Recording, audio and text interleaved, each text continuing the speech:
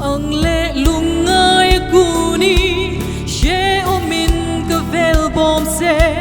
ko vela lom na tu lo ma ila kalal pa mel eng ka khira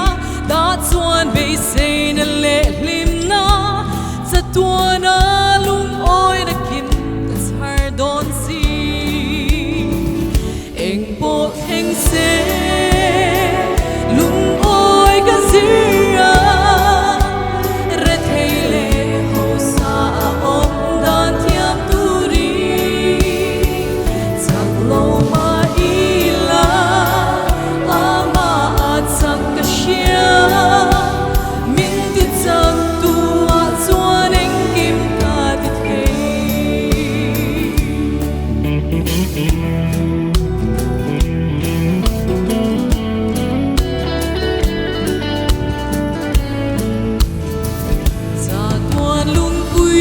in sa chu thi pui te lo shang ma se tui lian le rua pui in noi ven chin ma se har sat na ten na ne thei lo